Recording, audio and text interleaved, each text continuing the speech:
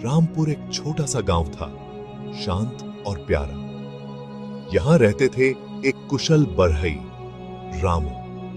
रामू अपनी ताकत के लिए जाने जाते थे, लेकिन वो अपनी तेज दिमाग के लिए भी मशहूर थे।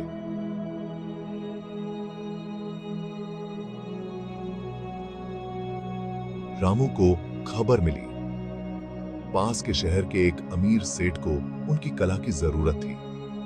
वो एक नई हवेली बनवा रहे थे, एक बहुत बड़ा घर, और उन्हें इस काम के लिए सबसे अच्छे बढ़ई की तलाश थी। रामू शहर के लिए निकल पड़े। उन्होंने खूब मेहनत की, सेठ की हवेली के लिए सुंदर फर्नीचर बनाया। रामू के काम से सेठ बहुत खुश हुए। उन्होंने उन्हें अच्छे पैसे दिए। सिक्कों से भरा एक थैला लेकर रामू रामपुर वापस जाने के लिए निकल पड़े। सूरज ढलने लगा था, आसमान नारंगी और बैंगनी रंग में रंग गया था। रामू थके हुए लेकिन खुश, गुनगुनाते हुए चल दिए। रास्ता एक घने जंगल से होकर गुजरता था। यह डाकुओं का अड्डा था। रामू ने अपनी रफ्तार तेज कर दी। उनका हाथ अपनी मजबूत लाठी पर कस गया। अचानक एक पेड़ के पीछे से एक कर्कश आवाज गूंजी, रुको, यह रास्ता मेरा है। अपनी जान प्यारी है तो पैसे दे दो।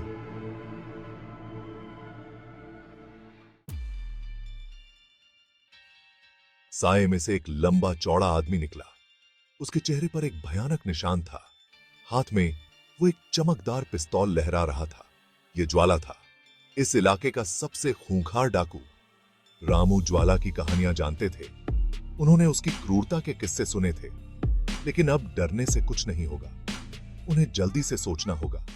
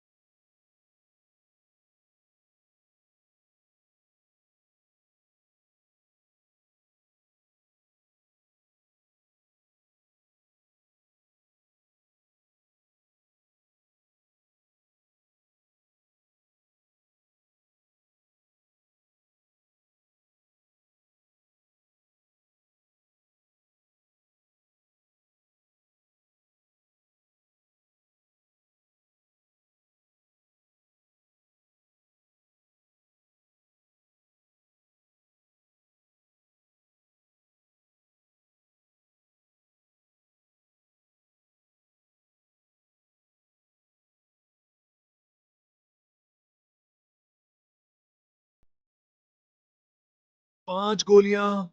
रामू सोच में पड़ गए। गांव में एक अजीब सी खामोशी छाई हुई थी। हर कोई जानता था कि डाकू ज्वाला का सामना करना आसान नहीं था। सुनो डाकू, एक खेल खेलते हैं। रामू ने अपनी चालाकी से भरी योजना को सामने रखा। गांव के लोग हैरान थे, लेकिन रामू के चेहरे पर आत्मविश्वास झलक रहा था। हर गोली जो तुम चलाओगे और निशाना चूक जाएगा, उसके लिए तुम मुझे एक सिक्का दोगे। रामू ने अपनी शर्त को और स्पष्ट किया, और हर गोली जो लगेगी उसके लिए मैं तुम्हें 10 दूंगा। ज्वाला ठहाका मारकर हंसा। उसे लगा कि यह खेल उसके लिए बहुत आसान होगा। सोचते हो तुम मुझे चकमा दे दोगे बढ़ई? तुम मूर्ख हो, ज्वाला ने गुस्से में कहा। गांव के लोग डरे हुए थे, लेकिन रामू शांत थे। उसने एक और गोली चलाई, इस बार एक चट्टान पर। गोली चट्टान से टकराई और एक जोरदार आवाज हुई। वो चकनाचूर हो गई। रामू शांत रहे। उन्होंने अपनी योजना के हर पहलू को ध्यान से सोचा था। वो जानते थे कि ज्वाला का घमंड ही उसका पतन होगा। रामू ने अपनी चालाकी से गांव को बचाने का तरीका ढूंढ लिया था। गांव के लोग अब रामू की तारीफ कर रहे थे और ज्वाला को अपनी हार माननी पड़ी। 2 गोलियां गईं, 3 बाकी हैं। ज्वाला बौखला रहा था। उसने एक चिड़िया पर निशाना साधा जो वहां से उड़ रही थी, फिर चूक गया। उसकी आवाज से उसकी हताशा साफ झलक रही थी। तुम चालें चल रहे हो बरहई? रामू बस मुस्कुरा दिए। कोई चाल नहीं डाकू, बस एक निष्पक्ष खेल खेलते हैं आगे। ज्वाला ने 2 गोलियां और चलाईं। दोनों निशाना चूक गईं। उसकी आंखों में निराशा और गुस्से का मिश्रण था। हर बार जब वह गोली चलाता, उसका आत्मविश्वास थोड़ा और कम हो जाता। गांव के लोग दूर से यह सब देख रहे थे। उनकी आंखों में डर और चिंता थी। उसके पास अब बस एक गोली बची थी। यह आखिरी मौका था और वह जानता था कि उसे इसे सही से इस्तेमाल करना होगा।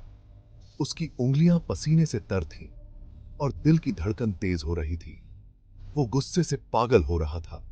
उसका चेहरा गुस्से से लाल हो गया था।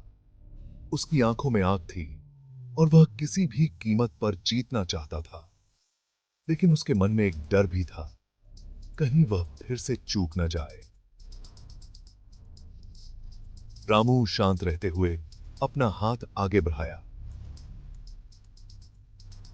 एक सिक्का प्लीज। उसकी आवाज में एक अजीब सी शांति थी, जैसे उसे पहले से ही पता हो कि क्या होने वाला है। गांव के लोग उसकी इस शांति से हैरान थे। ज्वाला हारा हुआ और क्रोधित रामू पर सिक्का उछाल दिया। सिक्का हवा में घूमता हुआ रामू के हाथ में आ गिरा। ज्वाला की आंखों में हार की झलक साफ दिखाई दे रही थी। फिर उसने बंदूक उनकी तरफ तान दी। उसकी उंगलियां ट्रिगर पर कस गईं। यह आखिरी मौका था और वह इसे किसी भी कीमत पर नहीं गंवाना चाहता था। हो सकता है तुमने मुझे चकमा दे दिया हो बरहई।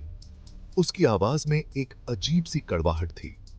वह जानता था कि रामू ने उसे हर बार मात दी है, लेकिन इस बार वह हार मानने को तैयार नहीं था। लेकिन तुम एक बात भूल रहे हो। रामू की आंखों में एक चमक थी, जैसे उसे पहले से ही पता हो कि क्या होने वाला। उसकी आवाज में एक अजीब सी शांति थी जो ज्वाला को और भी गुस्सा दिला रही थी। मेरे पास अभी भी एक गोली बाकी है। उसकी आवाज में आत्मविश्वास था और उसकी आंखों में एक दृढ़ निश्चय। यह आखिरी गोली थी और वह जानता था कि इसे सही से इस्तेमाल करना होगा। गांव के लोग सांस रोके यह सब देख रहे थे और हर किसी की आंखों में एक ही सवाल था, क्या ज्वाला इस बार निशाना साध पाएगा? रामू जानते थे कि यही सही मौका है। उन्होंने बिजली की रफ्तार से अपनी लाठी पकड़ी। एक ही वार में उन्होंने ज्वाला को निहत्था कर दिया। बंदूक जमीन पर गिर गई। ज्वाला संभलने से पहले ही पीछे हट गई। उसने बरहई की ताकत को कम आंका था। रामू अब डरे हुए डाकू पर भारी पड़ते हुए बोले, देखा डाकू, ताकत जरूरी है, लेकिन बुद्धि के बिना वो बेकार है। रामू ने अपने पैसे और ज्वाला की बंदूक उठाई। उन्होंने कांपते हुए डाकू को धूल में छोड़ दिया और अपने घर की यात्रा जारी रखी। उन्होंने खतरे का सामना किया और विजयी हुए, ताकत से नहीं बल्कि अपनी बुद्धिमत्ता से। रामू बरहई की कहानी रामपुर में एक किंवदंती बन गई। इसने याद दिलाया कि मुश्किलों का सामना करते समय अक्सर ताकत नहीं बल्कि बुद्धि ही जीत का रास्ता बनाती है।